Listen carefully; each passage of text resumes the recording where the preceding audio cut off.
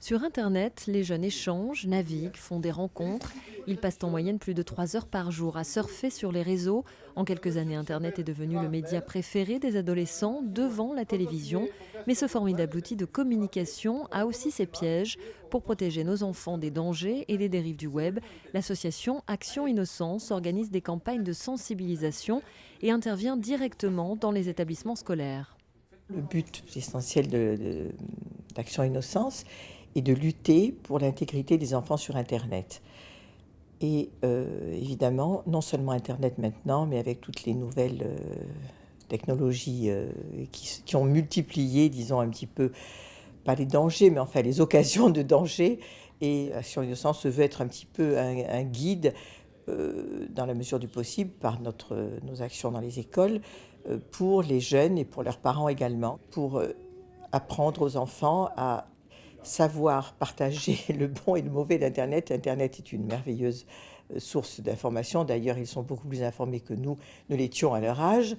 Mais par contre, il y a tout un côté qui est un côté pratique finalement, mais qui échappe peut-être aux enfants parce que ça fait partie d'une nouvelle éducation qui est quelquefois difficile aux parents de dispenser parce que nous n'avons pas été mis, disons, devant les mêmes problèmes à leur âge. Au départ, nous axons énormément nos préventions sur la mauvaise rencontre.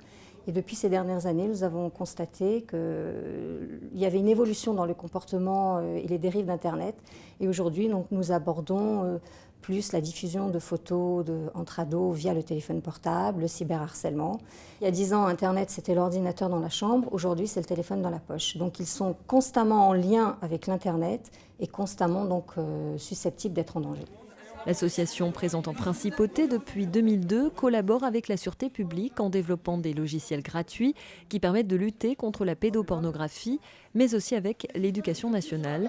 Une psychologue intervient auprès des élèves du primaire, du collège et du lycée. Les parents sont également conviés à des réunions d'information afin d'aborder les problèmes liés au développement du web.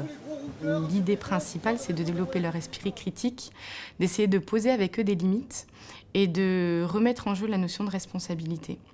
On est tous responsables, que ce soit en tant qu'amis, que citoyens, que membres d'une famille.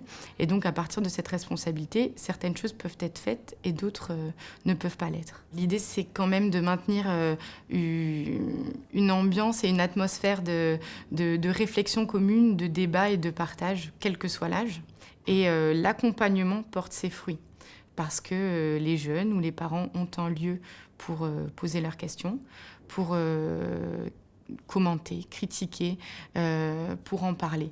Parce qu'Internet et les nouvelles technologies, les technologies de l'information et de la communication, tout le monde les utilise maintenant, mais on en parle rarement ou on en parle peu dans le côté critique finalement. Pendant toute l'année scolaire, l'association continuera à sensibiliser les jeunes au fonctionnement de l'interactivité et du cyberespace. Les adolescents, eux, réfléchiront à la notion de respect de soi, des autres et du corps, mais aussi aux dérives de la sexualité sur la toile.